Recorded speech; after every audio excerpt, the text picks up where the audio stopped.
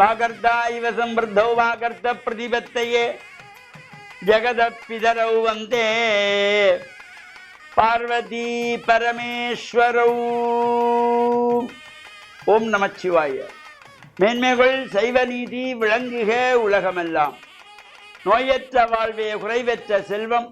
அந்த நோய் நொடிகள் இல்லாத வாழ்வு இந்த உலக மக்கள் எல்லோரும் வாழ வேண்டும் என்று கலியுகத்தின் காந்தமல ஜோதியாகிய சபரிமலை சுவாமி ஐயப்பனுடைய திருவடிகளை சிறந்தாழ்த்தி டான் தமிழொலி ஓம் தொலைக்காட்சி நேயர்கள் அனைவருக்கும் சர்வதேச இந்து மத குருப்பீடம் அகில இலங்கை சபரிமலை ஸ்ரீ சாஸ்தாபுரத்தின் சார்பில் இனிய வணக்கங்களும் நல்லாசிகளும்.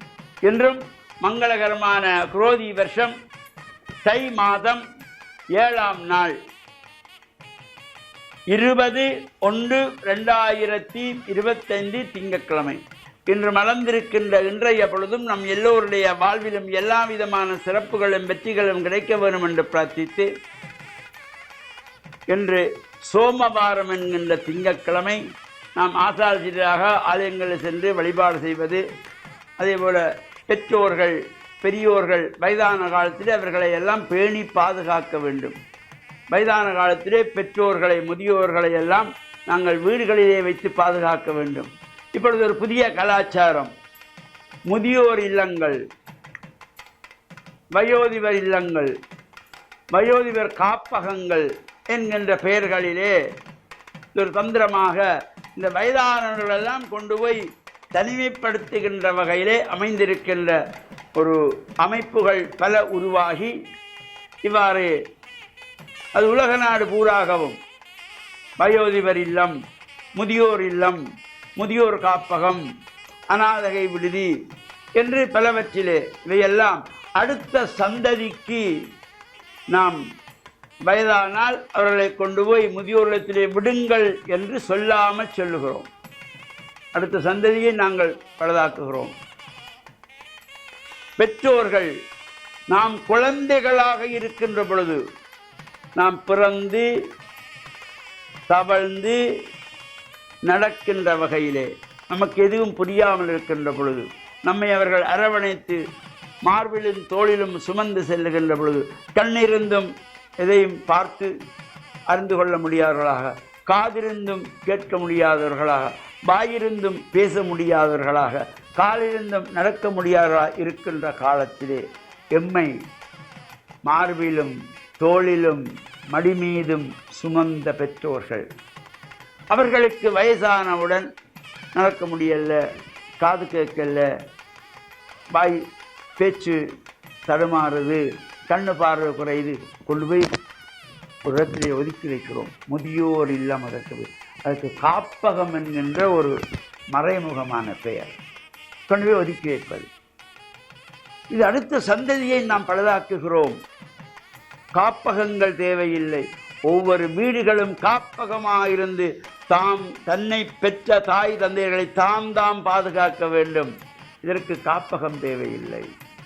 இந்த பிள்ளைகள் பெற்றோர்களை மதிக்க வேண்டும். இப்போ இதற்கு முந்தைய காலத்திலே, நம்முடைய 3, 4, 5 தலைமுறை காலத்திலே இவ்வாறு காப்பகம் இருந்ததா? அப்பொழுது முதியோர்கள் இல்லையா? வயதானவர்கள் இல்லையா? அவர்களை யாரும் பார்க்கவில்லையா? ஏன் நாம் இவ்வாறு எல்லாரும் வயதானவுடனே கொண்டு போய் அப்பா அம்மாவை சேருங்கள் காப்பகத்திலே, வயதானவுடன் அப்பா அம்மாவை கொண்டு போய் முதியோர் இல்லத்திலே சேர்த்து விடுங்கள், கஷ்டமில்லாமல் நீங்கள் வாழுங்கள் என்று சொல்லாமல் சொல்வது போல் இருக்கிறது. தேவையில்லை. காப்பகம் தேவையில்லை, முதியோர் இல்லம் தேவையில்லை, அநாதை விடுதிகள் தேவையில்லை. ஒவ்வொரு பிள்ளைகளும் தமது பெற்றோரை அன்பாக கவனித்து வந்தால் எந்த காப்பகமும் இதற்கும் தேவையில்லை. இதற்கு முந்தியோர்கள் வாழ்ந்ததில்லையா? இதற்கு முன்பு இருந்தவர்களெல்லாம் காப்பகத்தில் இருந்தார்களா? முதியோர் இல்லத்தில் இருந்தார்களா? நாம் புதிய ஒரு கலாச்சாரத்தை உருவாக்கி கொண்டிருக்கிறோம். இது இன்று நேற்றல்ல, கடந்த 40-45 ஆண்டுகளாக நான் இந்த ஊடகங்கள் மூலமாக அனைத்து தொலைக்காட்சியிலும் சொல்லி வருவது, எவரும் இந்த முதியோர் இல்லங்கள், அநாதை விடுதிகள், காப்பகங்களுக்கு எந்த விதமான நன்கொடைகளும் வழங்காதீர்கள், தேவையில்லை. அவரவர் பெற்றோர்களை அவரவர் பிள்ளைகள், மருமக்கள், பேர பிள்ளைகள் பராமரிக்க வேண்டும். 1000-ல் ஒருவர், 1,00,000-ல் ஒருவர் குழந்தை இல்லாதிருந்தால் உறவினர்கள் இருக்கிறார்கள், அவர்கள் பார்த்து கொள்ள வேண்டும். இதற்காக காப்பகங்களை திறந்து விட்டால் நல்லா இருக்கிறவர்கள் அப்பாவை கொண்டு அங்கே விட்டு விடுவார். காப்பகம் தேவையில்லை, முதியோர் இல்லம் தேவையில்லை, அநாதை இல்லம் தேவையில்லை. வீட்டிலே பிள்ளைகளோட சந்தோஷமாக இருங்கள். இந்த கையடக்க தொலைபேசிகளை ஒழித்து விடுங்கள், எல்லாரும் சந்தோஷமாக இருப்பாங்க. கையடக்க தொலைபேசி தான் சந்தோஷமில்லாத வாழ்வை இன்று வாழ்ந்து கொண்டிருக்கிறோம். அப்பா, பிள்ளை, மருமக்கள், மருமகன், பேர பிள்ளைகள், ஆளுக்கு ஒரு கையடக்க தொலைபேசியிலே இருக்கிற பொழுது உறவுகள் எங்கே இருக்கிறது? அங்கே தான் இருக்கிறது. இந்த கையடக்க தொலைபேசியிலே தான் உறவுகள் இப்பொழுது நின்று கொண்டிருக்கிறது. அப்பா பிள்ளையோடு பேசுறதுக்கு நேரம் இல்லை, பிள்ளை அப்பாவோட பேசுறதுக்கு நேரம் இல்லை, அம்மா பிள்ளையோடு பேச நேரம் இல்லை, கணவன் மனைவியோடு பேச நேரம் இல்லை. கையடக்க தொலைபேசி தான் அவர்களுக்கு. இதை ஒழித்து விட்டாலே எல்லோரும் சந்தோஷமாக இருக்கலாம். எந்த காப்பகமும் தேவையில்லை, எந்த அநாத விடுதியும் தேவையில்லை, எந்த முதியோர் இல்லமும் தேவையில்லை. உறவுகளை உறவாடுங்கள், உறவுகளோடு உறவாடுங்கள், சந்தோஷம் தானாக மலரும் என்ற நல்ல செய்தியோடு ஓம் தொலைக்காட்சி டான் தமிழொலி நேயர்கள் அனைவருக்கும் சர்வதேச இந்து மத குருகுலத்தின் சார்பில் நல்ல ஆசிகளை கூறிக்கொள்வதில் மன மகிழ்வு கொள்கிறோம். சர்வே ஜனஹா சுகினோ பவந்து, சமஸ்த சன் மங்களானி சன் சுபாம்.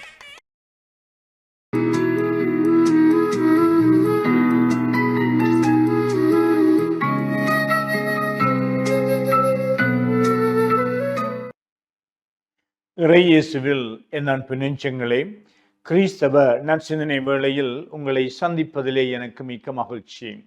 ஆண்டவர் இயேசுவின் அன்பும் அருளும் உங்கள் அனைவரோடும் இருப்பதாக. எங்களுடைய அன்றாட வாழ்விலே நாம் அடிக்கடி ஒருவர் மற்றவரோடு எம்மை ஒப்பிட்டு பார்க்கின்ற ஒரு நிலைப்பாட்டிலே அவர் இப்படி செய்கின்றார், நீர் இப்படி செய்வதில்லை என்று சொல்லி ஒப்பிட்டு பார்த்து ஒருவரிலே குறை கண்டுபிடிப்பது சாதாரணமான எங்களுடைய அன்றாட வாழ்வின் அனுபவமாக இருக்கின்றது.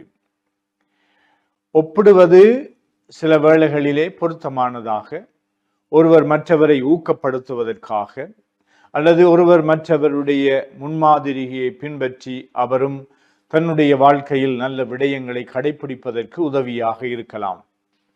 ஆனால் ஒருவர் மற்றவரோடு இன்னுமொருவரை ஒப்பிட்டு பார்த்து குறை கண்டுபிடிக்கின்ற பொழுது அந்த நபரை சில வேளைகளிலே நாங்கள் குறைத்து எடை போடலாம், அல்லது அவருடைய தனித்தன்மையை, அவருடைய வித்தியாசத்தை மதிக்காமல் இருக்கலாம்.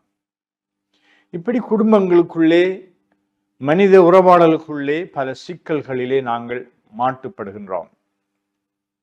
ஆண்டவர் இயேசுவினுடைய ஒரு வாழ்க்கை முறையை, அவர் தனக்கென்ற ஒரு தனித்துவமான வாழ்க்கை முறையை கடைபிடித்தார். மக்கள் அவரையும் திருமுழுக்கு யோவானையும் ஒப்பிட்டு திருமுழுக்கு யோவானுடைய அவருடைய வாழ்க்கை முறை மிகவும் கவர்ச்சிகரமானதாகவும், குறிப்பாக அவர் தன்னுடைய போதனையிலே மிகவும் இறுக்கமானதாகவும், அவருடைய ஒழுக்க வாழ்விலே அவர் மிகவும் இறுக்கமானதாகவும், அவருடைய நடத்தையிலே அவர் தவ முயற்சிகளிலே அதிகம் ஈடுபட்டவராகவும் காணப்பட்டார். கிறிஸ்துவினுடைய வாழ்க்கை முறையை எடுத்து பார்க்கின்ற பொழுது வெறும் சட்டங்கள் சம்பிரதாயங்களுக்காக அவர் தன்னை விற்றுவிடவில்லை. அவர் தனக்கென்றொரு ஆழமான இறை அன்பின் வழியிலே நின்று சகோதர அன்பையும் சகோதரத்துவத்தையும் வலியுறுத்தினார். அதனால் பாவிகளோடு தன்னையும் இணைத்து கொள்ளுகின்ற அவருடைய அந்த நிலைப்பாட்டிலே அவர்களோடு சமபந்தி அமர்கின்றார். ஏற்றத்தாழ்வுகளை கைவிட்டு அவர் தன்னையும் இந்த பாவிகளோடு இணைத்து கொள்ளுகின்றார். அதன் வழியாக பாவிகளை அவர் ஈடேற்றத்தின் பாதையிலே கொண்டு செல்லக்கூடியதாக அமைந்திருந்தது. எனவே எங்களுடைய அன்றாட வாழ்விலே நாம் ஒப்பிடுவதனாலே அடுத்தவர்களுடைய மனங்களை புண்படுத்தாமல், ஆண்டவர் இயேசுவினுடைய வழியிலே நாங்கள் அடுத்தவர்களை பார்க்கின்ற பொழுது அவர்களிடம் இருக்கின்ற நல்ல குணங்களை நாங்கள் ஏற்றுக்கொண்டு அவர்களோடு நாங்களும் எங்களுடைய உறவை தொடர்த்து கொள்வதன் வழியாக அவர்களையும் எங்களுடைய நட்பின் நிமித்தம் எங்களுடைய இறை அன்பினாலே அவர்களையும் நாங்கள் நிரப்பி அவர்களுடைய நல்வாழ்விலே நாங்கள் அக்கறை கொண்டு அவர்களை திருத்தி அவர்களை நல்வழிப்படுத்துகின்ற அன்பர்களாக, வழிகாட்டிகளாக நாங்கள் வாழ முடியும். இத்தகைய ஒரு அணுகுமுறையை நாங்கள் இயேசுவிடமிருந்து இன்றைய நாளிலே கற்றுக்கொள்வோமாக. ஆமென்.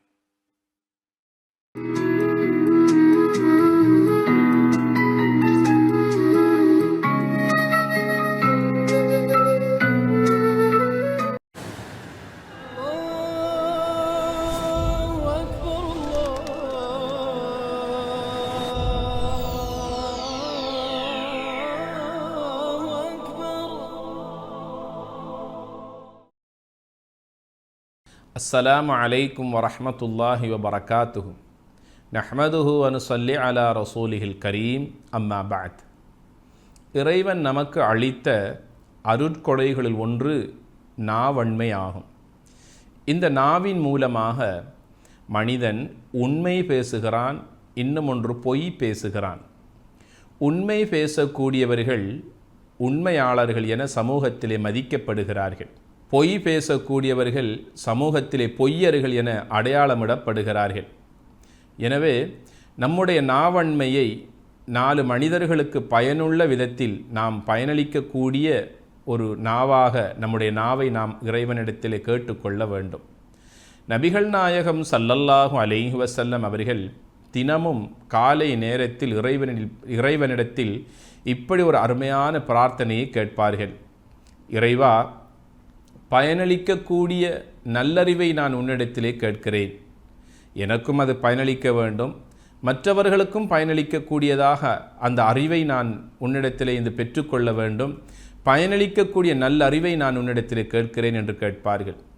இரண்டாவதாக, உன்னுடைய அருட்கொடைகளுக்கு நன்றி செலுத்தக்கூடிய, மக்களுக்கு பயனளிக்கக்கூடிய நல்ல பேச்சுக்களை பேசக்கூடியதாக என்னுடைய நாவன்மையை தருவாயாக என இறைவனிடத்தில் நபிகள் நாயகம் ஸல்லல்லாஹு அலைஹி வஸல்லம் அவர்கள் இப்படியாக 2 முக்கியமான வார்த்தைகளை சொல்லி பிரார்த்திக்கக்கூடிய வளமையை பெற்றிருந்தார்கள் என்றால் இந்த 2லும் எவ்வளவு ஆழமான அர்த்தங்கள் இருக்கிறது என்பதனை நாம் புரிந்து கொள்ள வேண்டும்.